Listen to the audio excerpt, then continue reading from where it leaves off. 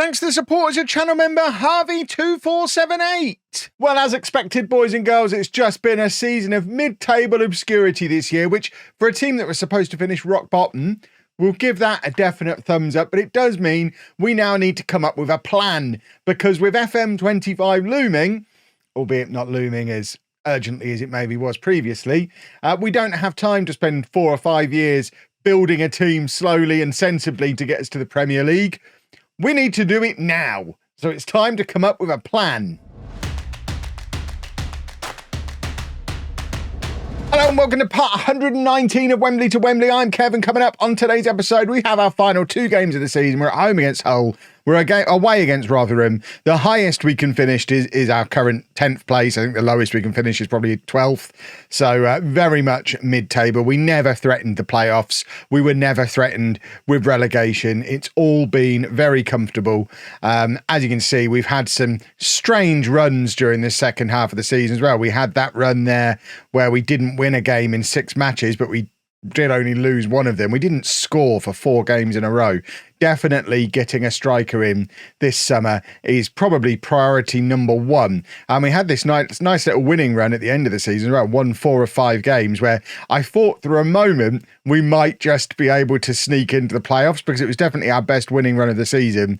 But that defeat against West Ham definitely finished us off. That's a West Ham team, by the way, who a third of the way through the season were bottom of the league. So they've done incredibly well to get themselves up to 8th. Presumably that's a new manager coming in. That is a new manager coming in.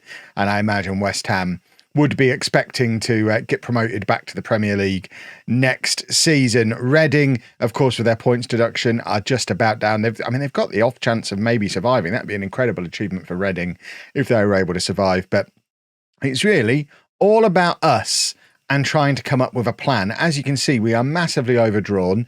I think that will be covered by the TV money that comes in at the end of the season. If it's not, we've got a big problem in more ways than one.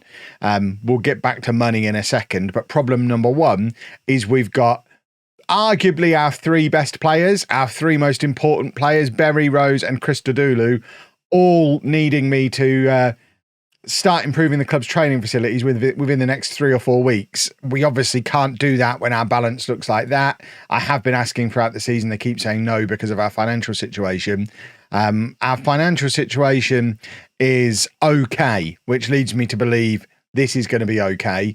As soon as that gets into a positive, we need to get straight into the board, try and get ourselves some training facilities sorted, because not only are these our 3 best players, but they're 3 players who all have release clauses, and that could cause a big problem in terms of trying to get us to the Premier League. Berry would go for £1 million if someone offered it. Rose, just £500,000.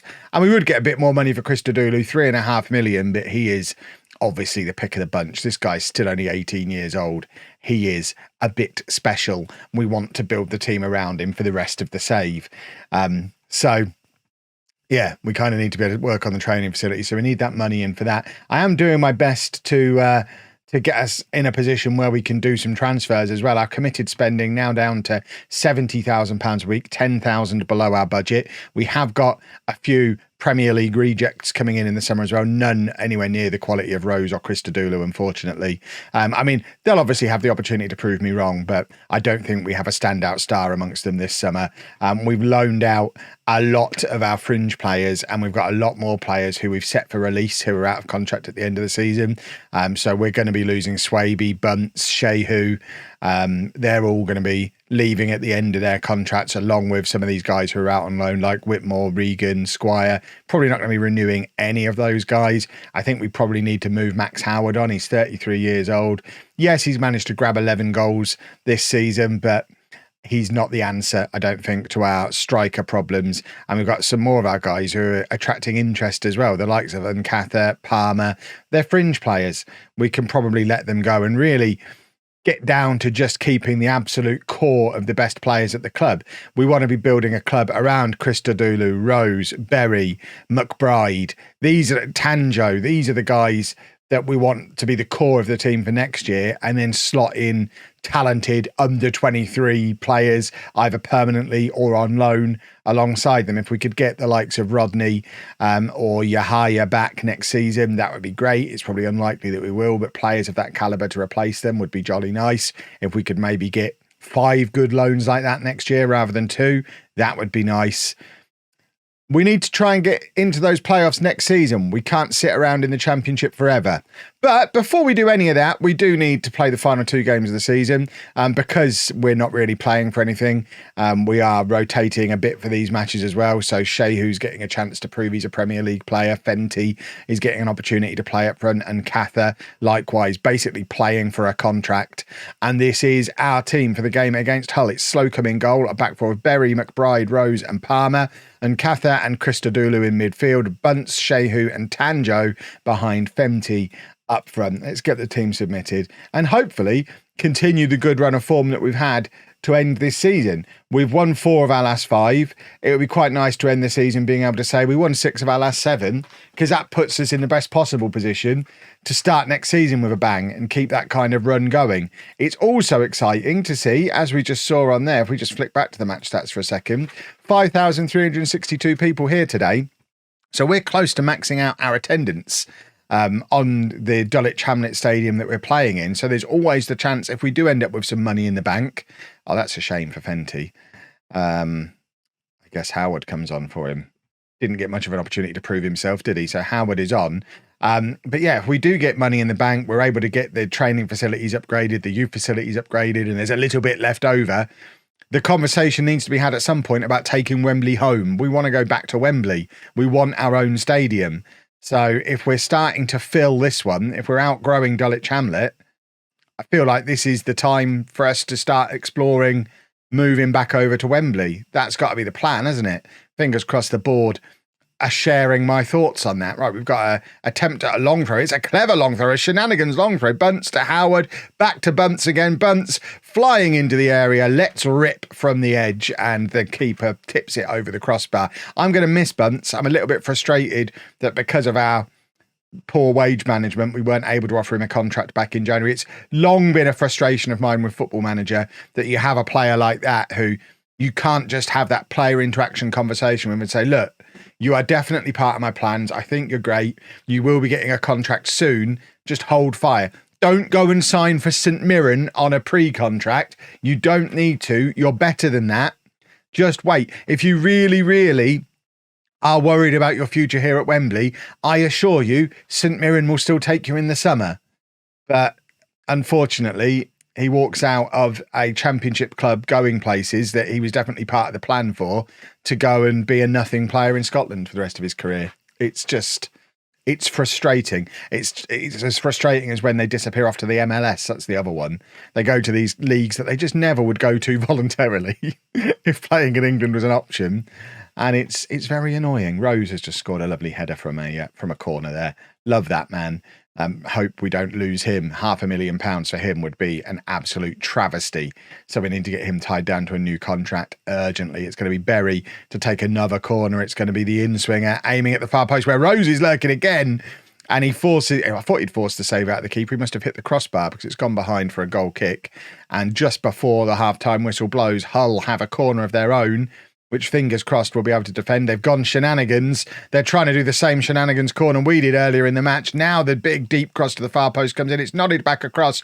We're scrambling around trying to defend it and can't. And they do have the equaliser right on the stroke of half time. I would argue referee probably could have blown the whistle while they were faffing around over here, because we've gone well over time there. And I will be writing a letter to my MP as a result. 1-1 at half time. We've lost Fenty, obviously. I guess we just hope that we get back into it in the second half. I mean, at the end of the day, it doesn't really matter. It would be nice to have the opportunity to try and finish above Hull. I love the fact, by the way, that we're in the top 10 with a negative goal difference. Shows how many times we have had those 5 and 6-0 spankings. I think when we got the team stats in the inbox earlier in the season, we were 4th for goals scored, but 20th in the league for goals conceded. So we score a lot, but we also concede a lot. And clearly we concede even more than we score. And That's probably something that needs to be addressed. Although I still maintain that the strength of our squad is in our defensive midfielders, goalkeepers. There's not much I would change. I mean, obviously, we'd like a permanent right back of sufficient quality, but I mean, McBride scored from a corner there as well, all 6'7" of him. But I think McBride and Rose, Solucci as a backup, Berry at left back, AN other at right back, Slocum in goal, and then Dixon and Christodoulou in midfield.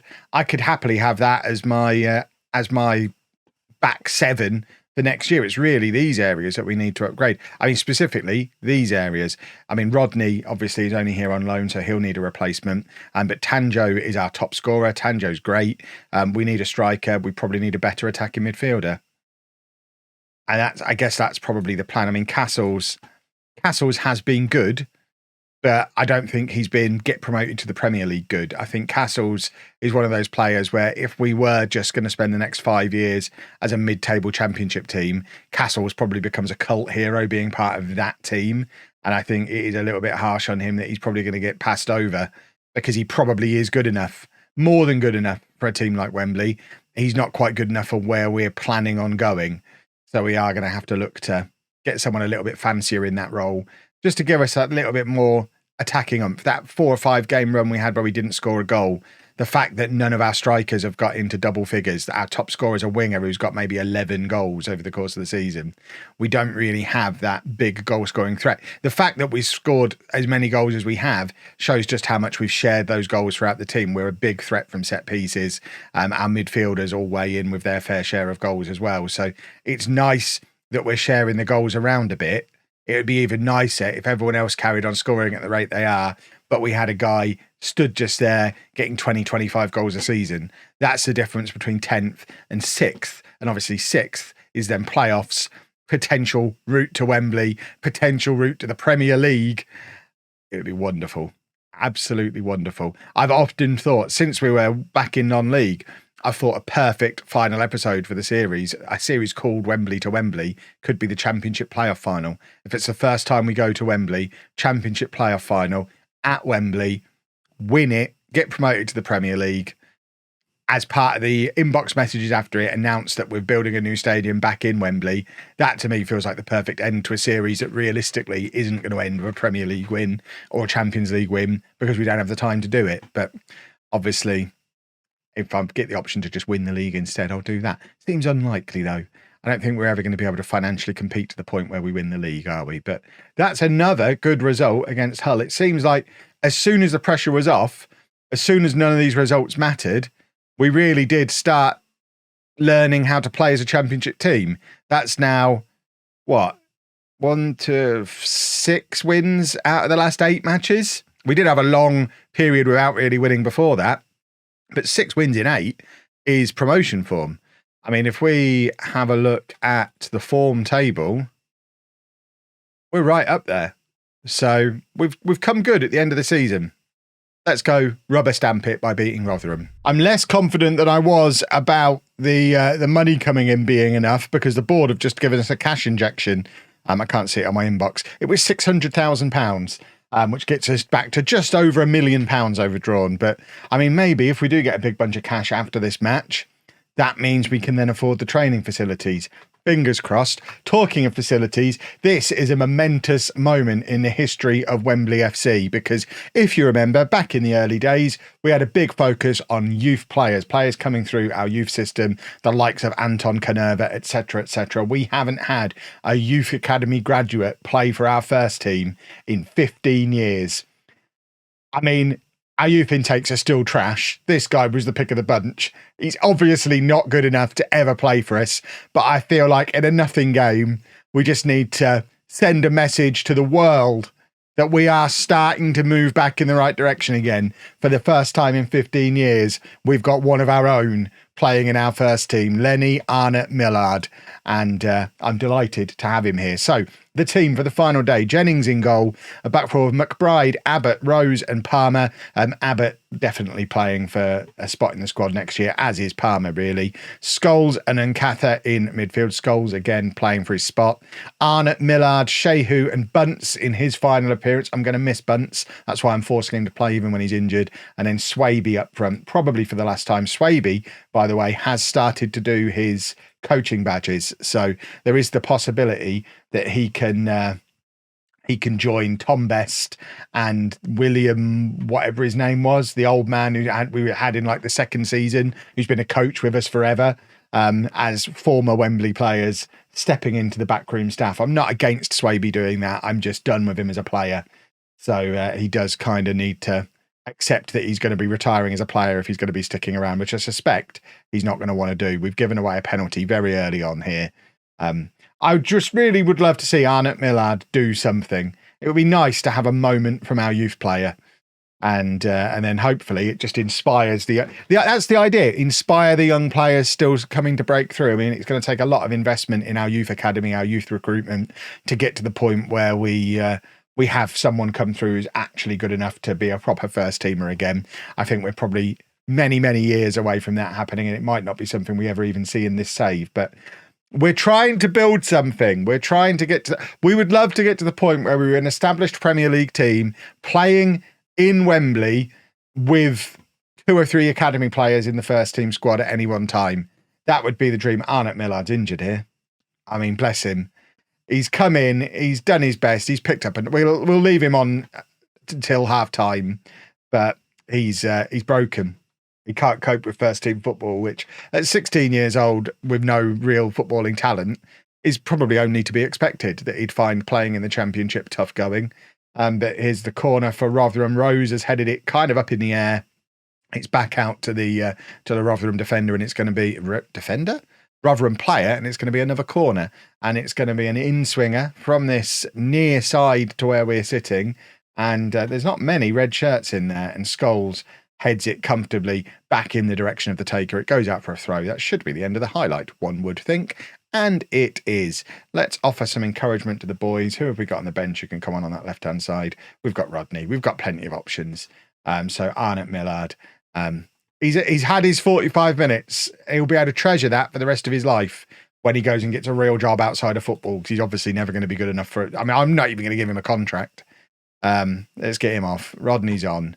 And this is probably Lavaughn Rodney's final game for the club as well, unless we can pull off a miracle transfer and get him back either permanently or on loan again for another season. We know how difficult it is to loan players for consecutive seasons in FM24, so the loan is unlikely, and with the talent that he's got, a permanent transfer is probably even more unlikely, but one can but dream. We've gone attacking. We are trying to get back into the match, and it's with Bunce on the right-hand side. Tries to play it through to Swaby, and Swaby demonstrating again that he certainly did his bit for us last year. He's never really made the step up to this level. He's had his moments. There was a game earlier this season where he got a hat-trick. So he has had his moments. It's probably been the best spell goal-scoring-wise these last 2 years at Wembley, the best spell of his entire career. But yeah, it would have been, if we could have got him when he was 21 rather than 31, would have been a completely different player, I think. But I think we squeezed the last remnants of goodness out of him, and now he's done. And Kappa plays it forward to Bunce. Shehu through to Swaby, and it's another miss. Harsh on him, because that's a save. It's gone behind for a corner, and it's going to be Swaby to take. And we're loading up the far post with the Giants, as we so often do. We've gone for the shenanigans corner and didn't even find Bunce. Bunce doing really well to win it back. Goodness me, I'm going to miss that boy. I'm so frustrated that we're losing him. He is, obviously, aside from Christodoulou, I guess, and Rose, who've been absolute stars for us as the Premier League rejects, Bunce is the one that's excited me the most, even more so than someone like Berry, potentially. I mean, I know Berry obviously has become more established as a first-team player, but Bunce was, until we got promoted and brought in Rodney and Tanjo because we were being fancy. But I would have liked to have kept him. I feel like I've made that point plenty. I'm going to miss him.